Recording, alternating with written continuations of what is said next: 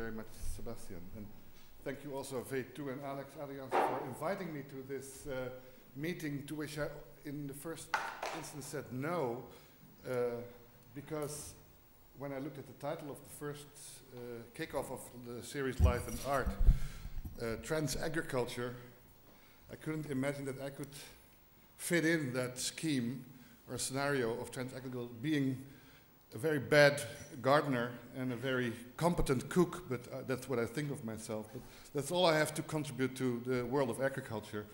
So, but then Alex told me I could stick to my theme of the urban culture, and well, after thinking a few minutes longer, I said, well, let's do that kickoff then.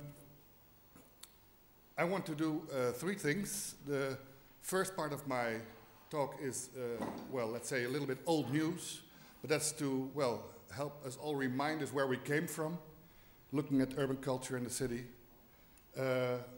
That's the story of the, well, the malleability or the manufacturability of modern cities. Then I will change my talk to what I call myself, and something I'm trying to develop, only the very preliminary phase of it, what I call a historical phenomenology of the city, concentrating on what I call the uses we make of cities. I will make a shift in my talk from the classical modernist functionalist discourse on urban culture and urban development to a phenomenological look at the city. And finally, I will try to give some preliminary idea of what an analysis like that could amount to. And maybe that's in the final end of my talk that might help us a little bit in the direction of the trans-agricultural and even avant-gardenist, which I think is one of the most beautiful neologisms I met the last few months. Reality we are discussing today. 20 years ago, around 1988, the city, in a sense, was rediscovered by administrators, by scientists, by architects, by project developers, and also by activists or active city dwellers. Not that no thought was given to the city before the late 1980s, and certainly not that our cities were not radically renovated or altered. But what was rediscovered was what makes a city urban. The ideal type of an urban lifestyle and culture is that of an open, diverse, and concentrated, or like urbanists say, dense lifestyle which forms the social foundation for contemporary democracy. And the rediscovery of the city meant, more specifically, renewed attention to typically urban places. The traditional functionalist discourse that had set the tone for, well, several decades from the 20s and 30s of the 20th century, both in politics and spatial disciplines, planning, geography, urbanism, etc., gradually made way for a more culturalist discourse in which anthropologists, historians, cultural geographers and philosophers played and continue to play an important role. And not surprisingly, this fresh attention on urbanity sometimes resonated with a rather culturally pessimistic undertone, a lament about the disintegration of a certain kind of urbanity. And actually 5 writers pop up again and were again and again put forward to feed that cultural pessimism. And in the historical order, these were the philosopher Hannah Arendt, who was cited as the champion of the idea of the polis, the Greek polis. Then the philosopher Jürgen Habermas, to a certain extent a pupil of Arendt, who in the early 1960s had warned about the decline of typically urban public domain. Then planet critic Jane Jacobs died last year, I guess, of this year, who threatened during the same period, 1960-1961, warned about bureaucrats and planners who threatened the urban idyll of New York's Greenwich Village. And then cultural sociologist Richard Sennett, who in the mid-70s saw the public urban life decay under the influence of suburbanization and what he called the tyranny of intimacy, emanating from especially the new mass medium of television. And then finally in the line of these 5 critics, Marshall Berman, who also from New York, like Richard said, who saw the vitality of modern 19th century city streets being murdered by 20th century project developers, like Robert Moses in New York, following in the footsteps of Le Corbusier. And it's not very difficult to paint these writers and critics as nostalgists who were glorifying obsolete forms of urbanity and publicness, from the agora of the ancient Greece via the salons and coffee houses of the 18th century or the arcades of the 19th. And this was done, in fact, repeatedly, but at the cost of the realization that these authors were also the forerunners of another rediscovery, that of a trend in political philosophy that had been abandoned for long, that of republicanism, and republicanism not taken in the everyday sense, referring to the American party that just lost the presidential elections, but the philosophical republicanism with its great emphasis on active citizenship. In short, with this rediscovery of the urban place on the one hand, or urban public sphere on the one hand, and the republican in the form of the active outspoken citizen urban dweller on the other hand, we have one phenomenon at stake. This rediscovery of republicanism was mainly an academic phenomenon, limited to intense debates among colleagues in political theory, historiography, philosophy, etc., which found little or no resonance in the public debate itself. Or it would have to be that in the 1990s, such themes as citizenship and the sense of civic responsibility came into vogue again for the first time in decades and were not immediately associated with bigotry or moral censorship. But what is referred here to when I speak of a renewed attention to the public appreciation of the citizen, I want to point especially at a more than just academic debate. What was put on the agenda again was what you might call the defense of what we call the value of citizenship itself, a value that took the guise of a virtue, or as the philosopher Michel Foucault called it, an ethos, a lifestyle, a way of doing things. And that's where I'm going to talk about in the second part of my talk. The use of cities as a lifestyle, the use of cities as a way of doing things. So this new republicanism, in fact, nestled as a sort of a third way between the two dominant political discourses of the 20th century. On the one hand, socialism, that is to say social democracy or communism, and on the other hand, liberalism, including various conservative tendencies. Until recently, these two trends, socialism and liberalism, were the two main ideological antagonists, the two absolutely opposite interpretations of the Enlightenment ideal of liberty or emancipation. The opposition between liberalism and socialism, in fact, dominated the global and also most national agendas in the 20th century, and in particularly the contrast between individual and collective, or between market and government. And in a way, this contrast concealed the fact that both movements essentially shared one thing: a rationalist ideal of manufacturability or malleability, a politics of social engineering from top to bottom, as Alex also mentioned. The liberal ideal of manufacturability is grounded in an optimistic faith in the perfectibility of the individual, as long as the individual is given the freedom over his own person and property, while the socialist ideal, everyone knows, of manufacturability places all emphasis on the capacity of the state or the government on behalf of the collective to distribute national wealth as justly as possible. As this dichotomy of market and government is being artificially maintained, even as by now virtually all socialists have become liberals of a sort, while the vast majority of liberals, diehards included, have in practice accepted various forms of government interference. Look at our recent financial crisis, and you think Marx has come back again, and government protectionism. The fact that the actual problem lies in the rationalist ideal of manufacturability itself remained invisible. The ethos of the Republican provides no solution to this problem. It would result in a third version of the ideal of manufacturability, but it does offer a possible way out, both from the obsolete government market dilemma as from the trap of manufacturability, the trap of the extreme makeover presented by liberal and socialist ideologues time and again. This way out can be very accurately illustrated by what I referred to above as the problem of urban places, a place that certainly in the Netherlands bears the stamp of more than half a century of government interventions and that has been increasingly subjected to what is called the discipline of the market in the last 2 decades.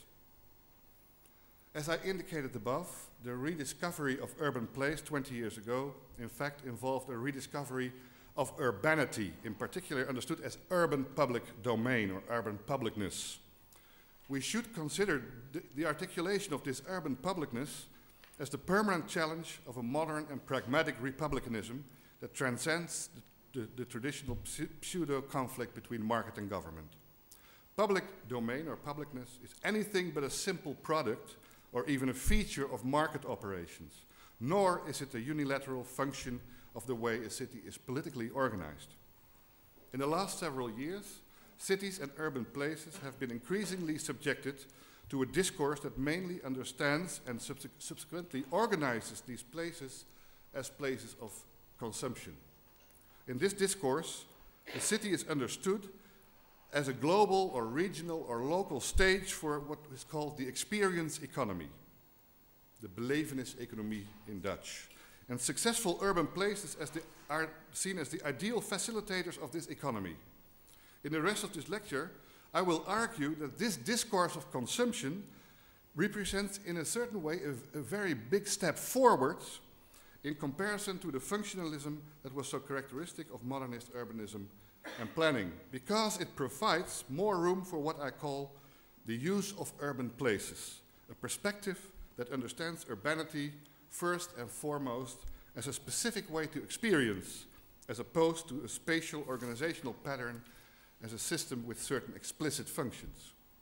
This step forward, however, is often cancelled out by viewing the consumption of urban places unilaterally as being determined by market operations alone. Especially in the Netherlands, with its rich tradition of area and urban development and urban planning, which is summed up in 5 nota's ruimtelijke ordening, national policy documents or spatial planning, and in a whole series of technical terms that have since become part of everyday Dutch speech, we know all about top-down social engineering. We know words like groeikernen, growth cores, woonerven, untranslatable home zones, and even the cryptic Vinex-wijken, Vinex developments, the residents of which probably have no idea that this term refers to the Vierde Nota Ruimtelijke Ordening Extra, the 4th National Policy Document on Spatial Planning Extra. So these people are living in the 4th National Policy Document on Spatial Planning Extra areas. Everyday Dutch also features a whole series of more negative or denigrating terms that place the rich tradition of urbanism in a somewhat different light. We have bloemkoolwijken, cauliflower districts, slaapsteden, dormitory suburbs, of witte schimmel, white fungus, while terms like overloopgebieden, overflow areas, also a little bit false translation, stedelijke velden, urban fields, the compacte stad, the compact city, or the most beautiful of all, gebundelde deconcentratie, bundled deconcentration, roll off the average city administrator's tongue. Both the rich variety and the expansion of planning terminology reflect the self-evident presence and even dominance of a long-term, consistent policy of spatial and urban planning, starting in the early 20th century, and especially and with even greater emphasis from the period of reconstruction following the Second World War. In fact, the manufacturable city was mainly a social project before the war, but it became a genuinely national project after the war, and seemed to be a self-evident part of a whole series of grand national schemes and projects, like the inpoldering of the Zuiderzee and the Delta Project. Marshall Berman pointed out that in the United States, too, after the Second World War, the large-scale city expansions and the construction of a new network of highways and parkways, project that in many cases implicated the demolition of whole city districts, were applauded by the residents themselves, and as an essential form of modernization. Just as in the Netherlands, Americans perceived this extreme makeover of their cities as part of a great leap forward. as the beginning of a new, more prosperous life in a brand new urban environment. The engine of this future-oriented and optimistic transformation process was, of course, the automobile, which signified not merely ordinary mobility, but primarily social upward mobility as well. Whereas the explosion of spatial and social mobility in the US resulted in an unbridled suburbanization directed mainly by the market sector, the various national policy documents on spatial planning in the Netherlands seemed to be the government's attempt to regulate and even limit this process here. This regulation was particularly expressed in the idea of a compact city.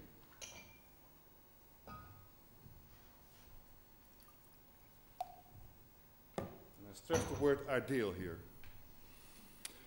Compact city, which was also a trend that seemed to break with the modernist doctrine of the separation of functions, in which the purely analytical distinction between the four functions of habitation, work, recreation, and traffic was actually translated into a spatial segregation of these functions. Both the increase in scale of the urban area and increased mobility, as well as the increasingly manifest issue of the environment, seem to confirm the benefits of this separation of functions. And as a result, not much of the so-called compact city was actually realized. Arguments in favor of densification, that is to say striving for a high building density, or mixing of functions and of greater role for public transport, which together were supposed to make this compact city possible, in fact increasingly patterned out in the face of the reality of the neoliberal policy of the government in the 1980s, in which privatization and deregulation were supposed to reduce the rising costs of the welfare state. And it was precisely at this moment that interest in the urban places and urban public domain revived. As I have already indicated to some extent, this interest, to a not insignificant degree, was a reaction to several decades of centralized urban development and spatial planning. A reaction to the unintended side effects of the separation of functions, according to some even a frontal assault on the separation of functions as such. But it was more than that. The renewed interest in urbanity was the product of a rather ambiguous, complex situation in which divergent processes crisscrossed one another, processes that sometimes reinforced one another and sometimes worked against one another. And within this wave of interest, the following 6 processes resonated. First, this crazy, stubborn continuity of striving towards a compact city for about 40, 45, 50 years without ever realizing it. And secondly, a national government in a process of retrenchment, particularly in the domain of spatial planning and public housing. Thirdly, the complex of globalization processes, liberalization of the world economy, increased labor migration, the rise of a network of global cities, of which the Randstad Holland is one. The process, fourth, of delocalization or deterritorialization under the influence of new media, of communication and information. Fifth, the rise of a global experience economy, I already referred to it, an experience economy of tourism and global mass media. And sixth, the transformation of nation states and national identities and national forms of citizenship. Several of these processes overlap, but each represents real problems, or challenges, as they say in neoliberal jargon, that are primarily reflected in the dynamics of urban reality. The most manifest and far-reaching consequence of this mismatch is the decline of the manufacturable city as a national political project, which was expressed, among other things, in the reception accorded to the final, I hope final, 5th National Policy Document on Spatial Planning. It was considered obsolete before the ink was even dry. So now I change my attention from the social engineering and manufacturable city to the uses we can make of the city. In a series of publications I have tried, but not much more than that, tried to develop a historical phenomenology of the urban experiences and urban places. I have argued that publicness cannot be seen as a function of the modern city, like habitation, like traffic, like recreation, like leisure, a function that can be isolated, and that by extension the urban public space cannot be seen as a functional zone. as was the norm in the modernist doctrine of the separation of functions. The ideal of the manufacturable city was not only based on the idea of the 4 fundamental functions of the city, but in addition on a form of spatial determinism as an instrument of policy. Even in the current approach of the so-called Vogelaarwijken, we can still call them, our new minister said so, Vogelaar areas, a new term in the series, after housing minister Ella Vogelaar, of course, or aandachtswijken, attention areas, or prachtwijken, gem areas, or krachtwijken, power areas. This spatial determinism still operates. Spatial determinism assumes that it is possible to conduct social policy through spatial interventions. This was almost self-evidently the basis of modernist policy in the area of urban development and spatial planning at the time of the post-war reconstruction and construction of the welfare state. The light, air, and greenery of the Bijlmermeer area in Amsterdam were supposed to make a new human being possible, said the flyers. Every spatial intervention was assigned a label, as it were, noting its social functionality. But while the construction of a ring motorway displaced the pressure of mobility from the inner city to its outskirts, and in this way had a positive functional impact on the traffic function of the city as a whole, as well as on the habitation function of the inner city, the construction of a square does not lead in a comparable way to the reinforcement of urban public domain or urban publicness. Publicness is not an explicit function, but an implicit or indirect function, or to put it in a more philosophical, but not specifically better way, a transcendent quality of the particular use that is made of the urban space. It becomes manifest in and through that use, but it cannot be reduced to that use in the form of a simple causal relationship. To explain this simple example, you can say I'm going home, and that can be defined as a functional remark, but you're not saying I'm going to the public domain. You're going to a cafe, you're going to a theater, you're going to make a walk, but there's nothing in you that says, now I'm going to spend 1 hour in the public domain.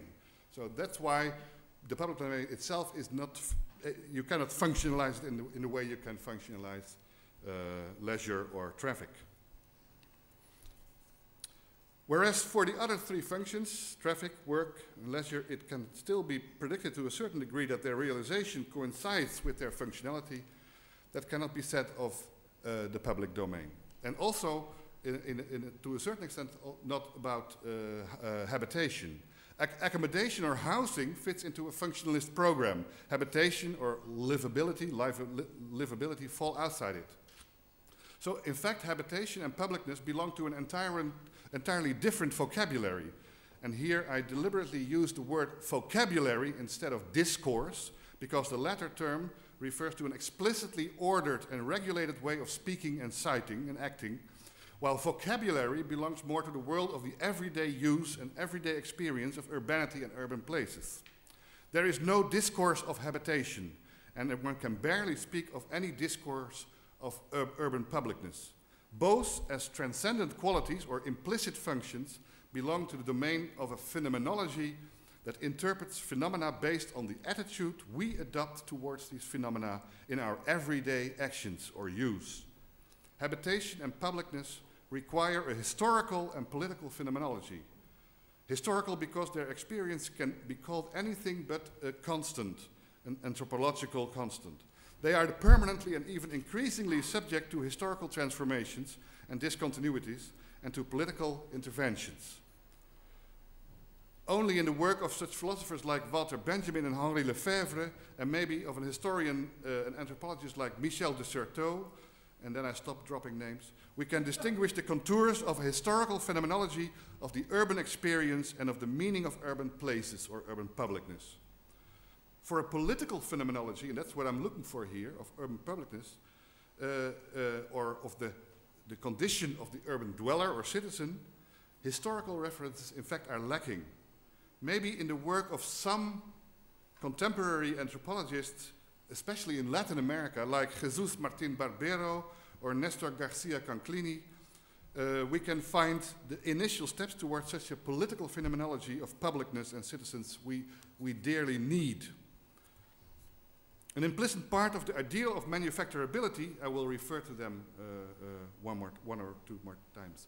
An implicit part of the ideal of manufacturability of liberal and socialist theories and ideologies is the assumption, and it's very important, that in fact everyday social existence in and of itself is an inert and passive entity, and that science, that is to say the accumulation of knowledge, and politics, that is to say the rational exercise of power, are the active forces that bring about historical change and therefore can be held responsible for the legitimacy of change.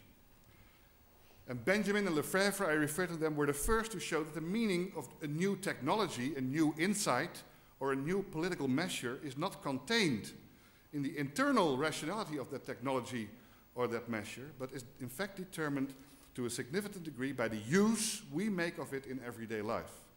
That use, in other words, remains outside the internal logic of the technology or measure in question. Or conversely, the meaning of a new technology depends to a large extent on the way in which users of this technology appropriate it. Yet in this very appropriation, the user of the new technology simultaneously transforms his or her own perceptual environment. And this insight is ideally suited to shed new, or a little bit stroboscopic light on the uses we make of cities.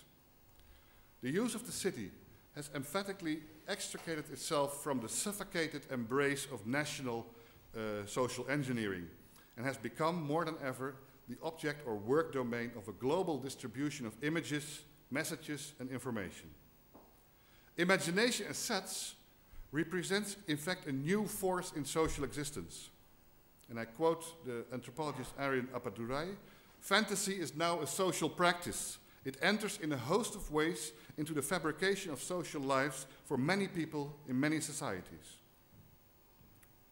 And Appadurai, with this, aims to point out that the urban place or urban publicness features more than three dimensions. It is also fashioned by the fourth dimension of what he calls delocalized media space that has gradually taken on global forms. Thanks to this so-called fourth dimension of the urban place, this place and the public space acquire a supranational or transnational dynamic, which is not only supported by the global network of new media, but is also reflected in the public space itself. It becomes visible in the way in which international fashion trends define the streetscape of cities, but also in a hodgepodge of clothing styles, languages, customs introduced by labor migrants or asylum seekers. The transnational character of urban publicness is also reflected in the distribution of international retail and restaurant chains, and in a shadow economy, again supported almost everywhere by migrants, and finally by international show architecture inspired by city branding. Latin American writers, I already referred to them, like Martin Barbero and Garcia Conclini, consider this so-called transnationalization of the public sphere and of citizenship as the political dimension of the success of neoliberal economic globalization, the earliest and sharpest effects of which were felt in Latin America, with its weak, very weak nation states. They describe transnationalization as a complex and contradictory narrative that was primarily developed by private commercial mass media, especially by television. And I quote Garcia Conclini, "Men and women increasingly feel that many of the questions of proper to citizenship, where do I belong, what rights accrue to me, how can I get information, who represents my interests, etc., are being answered in the private realm of commodity consumption and the mass media more than in the abstract rules of democracy or collective participation in public spaces." End of quote. So, if we understand the use of modern urban places as the spatial reflection of public life, and therefore as the basis for the functioning of modern democracies, this transnationalization of the way in which citizenship takes shape necessitates a reformulation of the meaning and the nature of modern urbanity. It no longer makes sense to view urban public domain as an autonomous sphere of disinterested intellectual and cultural exchange and confrontation. explicitly separate from the private sphere, and citizenship as something separate from cultural consumption that maintains a unilateral relationship with the national state and politics. For several decades now, the use of the city has been the work of a new, hybrid subject, the consumer citizen, whose political and cultural attitudes and behaviors are explicitly influenced by the global technological reproduction of the popular imagination. In essence, this new condition of urban publicness reaffirms the traditional Republican analysis a la Arendt, Habermas, or Sennett, which speak themselves of a contamination of public action by private interest, that's what Arendt says, or the monopolization of the public domain by multinational cartels, like Habermas suggested, or of the intimization of the substance of the public sphere, quote Sennett. The analysis of writers like Garcia Canclini or Appadurai corroborate similar processes, but they offer a completely alternative, different diagnosis. What they, in a certain sense, make implicitly and sometimes explicitly visible is that the negative judgment expressed by Arendt, Habermas, and Sennett about the state of publicness comes out of a unilateral interpretation of what I have called the use of urban places, or the use of the public domain. This unilateralism is to a significant degree the product of an ahistorical magnification or reification of the model situations that form the background to their ideal type of public sphere. For instance, distance and deliberation are the crucial concepts that form the core of the public sphere for Richard Sennett and Habermas respectively. Sennett saw distance as the core of the theatrical character of the early bourgeois public life in the coffee houses, a distance that was required in that period of history in order to exclude, as it were, during the encounter in the coffee house, the actual social, class, and urban differences among individuals. But also their then highly significant religious differences. In the public sphere, in other words, one plays a role for the duration of the encounter or confrontation because all too significant social or ideological differences would already be too much of a burden for public life. This seems to confuse the general form of urban publicness with its historically specific content. The fact that public life requires playing a role, a certain theatricality, that would be perceived as disruptive in the private realm, does not mean that this role is expected to avoid contents that would be crucial in the private sphere. This was a crucial code for the 18th century public sphere, but in a society in which class differences and religious convictions play a less decisive role, such a code loses its significance. The gay parade, for instance, that takes place annually along Amsterdam's canals is a good example. An extremely theatrical event and an example of public action par excellence, and at the same time, in terms of content, a display of extremely private, even intimate preferences, practices, and attitudes. And in the same way, also Habermas' identification of public action and of the public space with deliberation suffers from the magnification of an early bourgeois culture of civilized salon conversations in which erudition was the quintessential social standard. The contemporary transnational use of the city as a quintessential form of public action, in part shaped by global mass media, can no longer be judged in terms of distance or deliberation alone. Which brings me to my final remarks. There are several. The contemporary use of the city transcends national manufacturability, but now faces a new monster, the paradoxical global imagination that has now become the fourth dimension of the urban place. Rather than the instrumental rationality of an overly optimistic and clinical national planning compulsion, the unpredictable logic or unlogic, illogic of a transnational public sphere has become the stake of the struggle for political and cultural hegemony. In comparison with the traditional national political game, we are dealing here with an unprecedented and yet barely theoretically processed problem that is still so open that we might conceive of post-political answers, of which I don't know what they are. The classical Republican discourse notwithstanding, urban places are not places of intensified debate, but primarily places of intensified cohabitation and conjunction of differences. This intensification defines the ethical and aesthetic quality of urbanity, which transcends any form of political social engineering or manufacturability, and in a certain sense renders it redundant.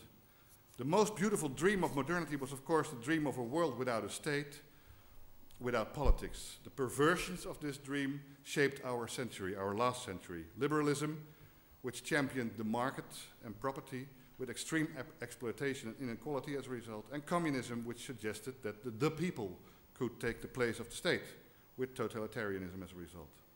Somewhere between market and state, the city represents something like a concrete utopia of an open society that actually never fell prey to universalizing ideologies simply because it already existed. The city has proven itself in the everyday use that has been made of it. And that everyday use of the city, which was the focus of the work of the philosophers Benjamin and Lefebvre in particular, and which in the Netherlands was charted in more detail by all kinds of anthropologists and urban sociologists, like, for instance, Arnold Reindorp, Talja Blokland, and others, forms the model situation for our vision of democracy, and of what, in our view, comes close to what I, modestly will call a decent society. Here I am very deliberately opting for such a modest terminology because precisely to steer clear of two temptations. First and foremost, the temptations of the triumphalism of market philosophy and its creative cities that will change everything, a triumphalism effectively rebutted in various publications by one of my influences, Mike Davis, in books like Planet of Slums and Evil Paradises. The last book referring to the most important 21st century city, Dubai. But the temptation of the other extreme also has to be resisted, that of the automatic pilot of resistance or struggle. We find that automatism, especially in the almost religiously revolutionary books of Antonio Negri and Michael Hart, or in, to stay close to home, Dieter Lesage, the Flemish philosopher, a discourse on resistance, which leans heavily on Hart and Negri. Marketization on the one hand and politicization, struggle on the other, of the use of the city, both fail to do justice to the wealth and the power of precisely that everyday character and that very unspectacular continuity of the use we as consumer citizens make of our cities. Before intellectuals like Negri or Lesage can claim the necessity of struggle or resistance, an interpretation is required of the way in which all these consumer citizens shape the continuity, in spite of all discontinuities, the continuity of urban public life on a daily basis. And it's precisely this everyday aspect that is lacking in their resistant discourses. These discourses still rely too much on the idea of a frontal confrontation with some power anywhere, and also on a very self-aware, rational, intellectual citizenship, whatever the simultaneous emphasis placed on the fact that the center of power of the empire cannot be located any longer. They keep on referring back to the grand stories or meta-narratives that shaped political resistance until the 60s and 70s of the 20th century, and to the revolutionary as a sort of universal intellectual, an enlightened homo universalis. The present consumer citizen, we, however, looks entirely different. We derive our self-images from the global circulation and distribution of images and messages in the mass media. At any rate, we perceive our own public presentations in our own urban habitat through these images and messages. What this precisely means is not easy to answer. I will give some possible fragments of that possible answer. The first fragment might be found in the concept of globalization, terrible word, used by, among others, the American geographer Edward Soja and the Dutch philosopher René Gabriels. They both pointed at the fact that although we might conceive of globalization as a general process with several general effects and outcomes all over the world, that same process is received and dealt with on very specific local levels in rather strongly different manners. In the beginning of my talk, I referred to the way Lefebvre and Benjamin speak about technology. And the interesting thing about technology is not its internal rationality or internal logic, but the most interesting thing is the way users of that technology appropriate it in their everyday use they make of it. And that's what globalization is also about. Globalization, it's a terrible word, I know, refers to a contextualization of universal processes and to a universalization of, or globalization of local and regional identities or peculiarities at the same time. One cultural domain where this tendency can be identified more than anywhere is the domain of popular music. But there are many more examples. Globalization is strengthened by the fact that globalization generally weakens the power and authority of national governments. It doesn't, they don't wither away, but they are surely weakened, and so signals a gradual empowerment of the local or regional forces in civil society. This is all the more true for the importance and influence of major cities and urban regions. Globalization is not a product of active citizenship in the classic republican sense. It is the work of consumer citizens I spoke of earlier.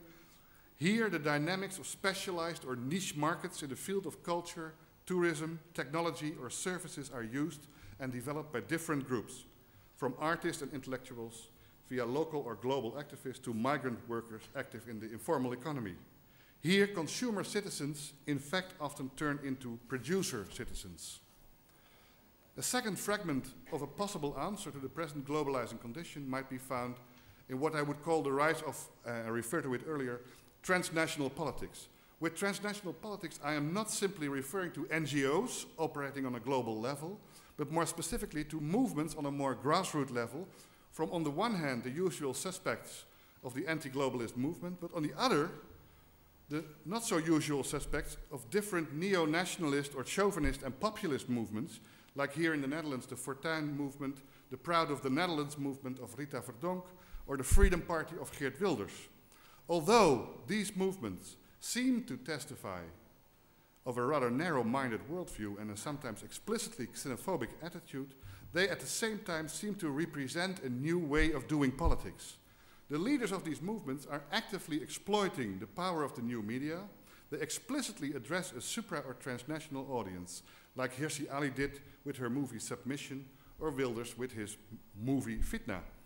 They moreover use their presence in the new media, in all the media, to contradict or attack the way politics is usually done. That is, they contradict the legitimacy of representative and deliberative democracy. But that is exactly what the anti-globalists also do. The latter do so to develop a post-national political agenda, the former to restore national safety or integrity. But they both operate on a transnational level while addressing transnational problems like migration, cultural identity, or ecological disaster. Wilders and Hirsi Ali, as well as the anti-globalists, do so by adopting a confrontational or agonistic definition of politics. And by doing so, they relocated politics not only from a national to a transnational level, but also from the traditional institutions of representative democracy, like parliament, to what Republicans traditionally called the public domain. Which brings me to my third and last fragment, the possible future, or better futures, of democracy as a political ideal and a political instrument. We can now look at these futures from a global or transnational perspective. That perspective shows an extremely diverse picture of what democracy is all about. Against the Eurocentric or Western perspective, from which it was possible to introduce the practice of exporting Western-style democracy by arms to countries like Iraq or Afghanistan, we now can point at the extremely different styles and practices of democratic politics in, for instance, Latin America, India, Japan, or even Indonesia, or the impressive economical and political success of a one-party political system of a country like China. To give just one example, the gradual democratization of most of the Latin American countries has resulted, in a general perspective, in more distance and more independence from the political and economic dominance of the United States, and as well as in a proliferation of regional and national cultures in Latin America itself, and in a newly grown local or national self-confidence. Combined with the rise of transnationalism, these new expressions of national, local, or ethnical self-confidence may instigate new forms and practices of democracy and self-organization. Self-organization has nowadays three phases.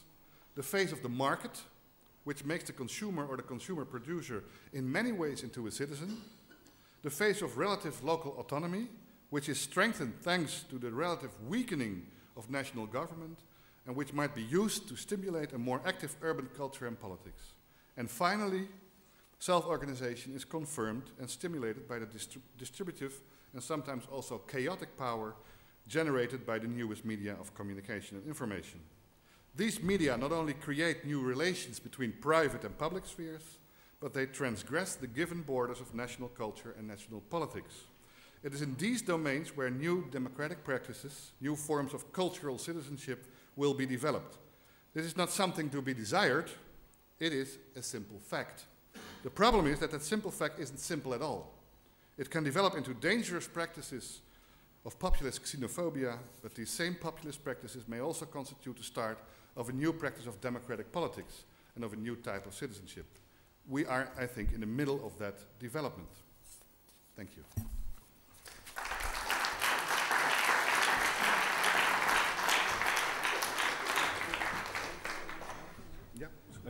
Thank you very much, René. I think this sets up the terrain of the interventions and discussions that we're going to have for the course of the day. I'm burning. I want to ask about sort of 10 questions and sort of voice disagreement, but I'm not going to do this because we have like 10-15 minutes, and I would like to ask you for short comments, short questions, or rather sort of incisions. We haven't got the time now for extra presentations from the audience. But I mean, what we think is, the way we want to do this is really to sort of collect sort of short statements, short questions, short sort of statements of discontent or whatever. And then in the afternoon we've got about an hour for like a longer discussion. So if you want to develop points and so on, maybe this is the better space to do that. And let as many people as possible give as many people as possible the chance to have a short sort of incision or intervention or question now. Okay.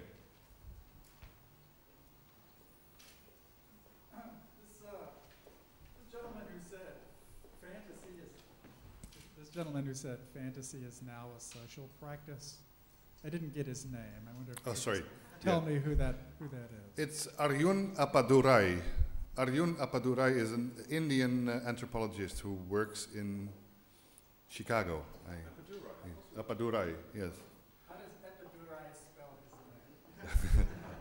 Appadurai.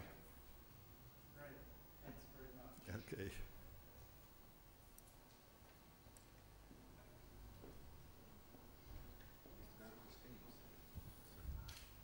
René, could I ask a question? Are you, because we're on the day on transagriculture today, are you suggesting that one of the things that will be going on today about urban agriculture movement, right, or guerrilla gardening, might be something that goes towards a new democratic, public, whatever action you call it, or can go in a sort of xenophobic, narrow-minded, whatever, transnational politics.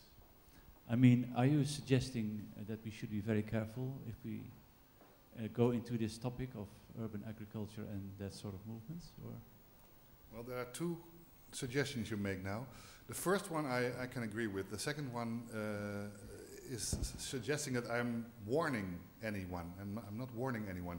I'm just saying that it's not defining a practice as democratic is not saying that that practice is good in essence. So by giving the examples of Wilders, Hirsi Ali and Verdonk, I wanted to suggest that it can be very democratic and very noble to be against strangers or foreigners, or to defend a xenophobic nationalism.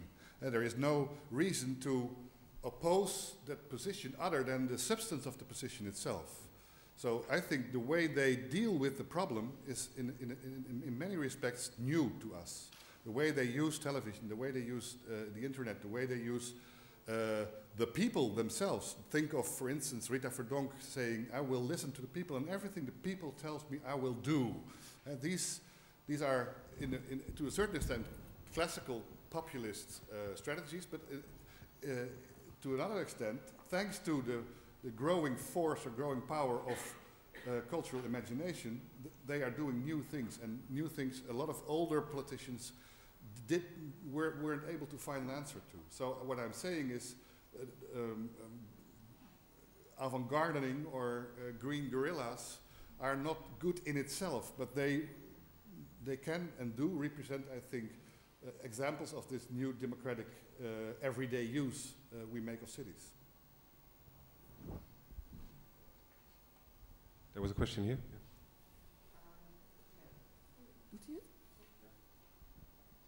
Okay, I had a bit of problems with your definition of the meaning of technology, that the meaning of that is defined by its use, whereas at the same time you say that the city itself is like the solution to the problems that you pose.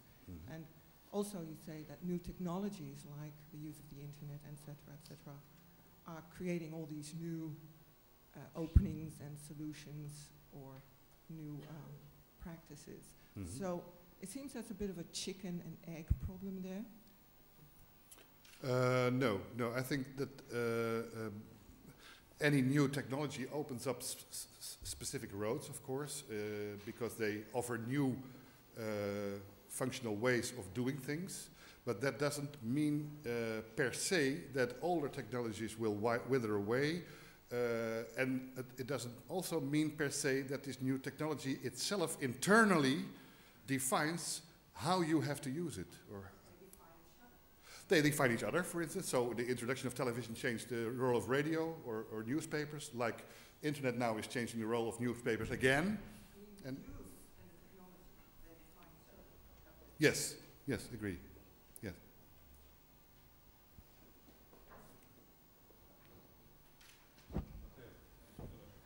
I would like to go back to this idea of struggle in the city, and because you mentioned Negri and Lesage and their idea, their requirement for a struggle, as you simplified their scheme. I guess in Negri there is a more interesting understanding of the metropolis, because before the struggle in Negri there is the metropolis as production, as an engine of production. There's something for me missing in this scheme of self-organization spaces in the city. And this is something that before Negri for me was more crucial to Lefebvre, who wrote many books about the production of space, and specifically this book, The City, the Urban Revolution, where the city becomes this engine of production. And this issue of production for me is crucial even today within this framework of agriculture. And even if we start to think about the city not as a space of self-organization and the new media as a space of self-organization, but new media as space of production and the relation with value, surplus value and production of value. But in talking about agriculture is the production of biomass and surplus related to food and agriculture. So I guess, and in Negri recently there is a more recent interview where he criticized the form of soft activism in metropolis. He has a bit of fun of these people doing guerrilla gardening, actually, because it's you can't escape the big biopolitical production. How he calls probably precisely what you describe as this condition of consumer citizen, something the cultural style have been already described. Subculture producing lifestyle, being part of the economy of the city. But this is just a remark.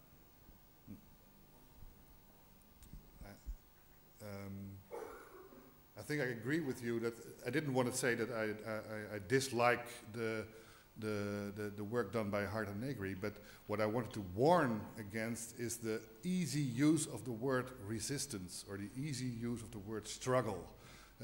Whereas everyday practices can represent all kinds of very useful public and democratic practices without there being an experience of the actors themselves that they are resisting against something, or that they are they have some sort of a universalist devotion to a higher goal.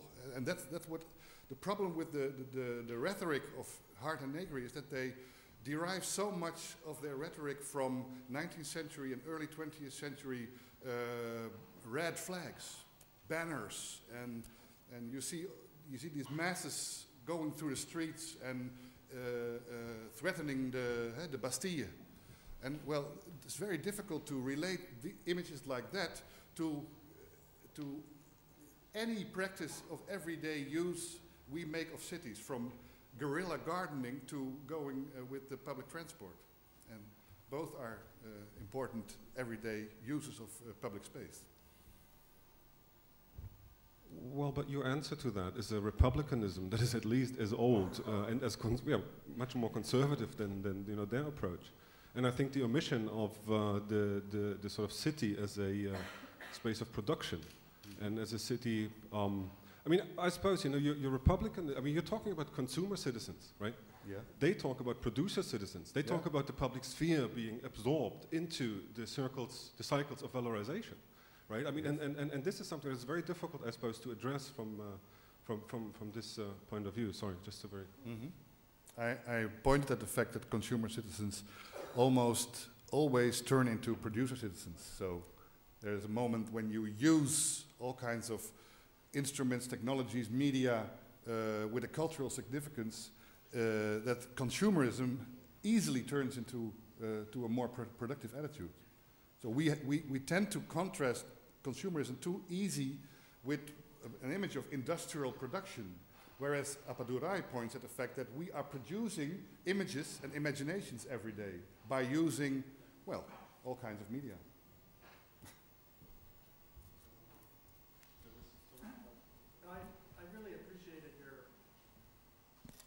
I really appreciated your litany of Dutch urban planning jargon, which is for an American extremely exotic and kind of tantalizing. And I know that most of the audience must know this, but I'm really eager to know what white fungus is in I an can urban imagine. context. I can imagine. White fungus is the, well, we have this tradition of bundle deconcentration, which means that not only big cities expand, but administrators of very small towns also think of themselves as big cities that has to expand. So they are all building these small circles of new housing, which are called white fungus because of the color of the concrete and bricks used in the 70s and 80s. So this white fungus is spreading out everywhere without creating new urban density. It's in fact a form of silent suburbanization. Yeah. About this self-organization, you had 3 points. That in the market you could do this, the newest media, but I forgot the third. Me too. Was it production or something? No, it was related to to new forms of democracy.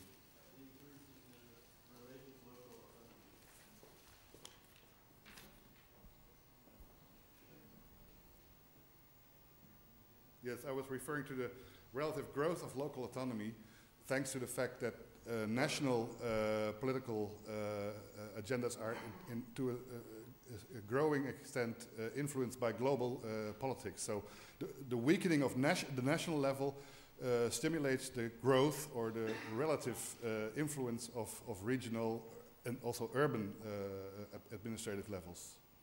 So there is also a tendency of cities to work together over national borders.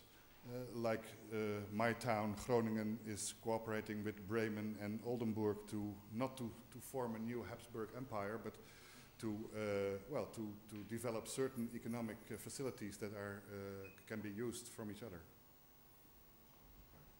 Right. Thank you very much, René Boomkens, for a fascinating and really sort of sweeping talk. And yeah, thank you.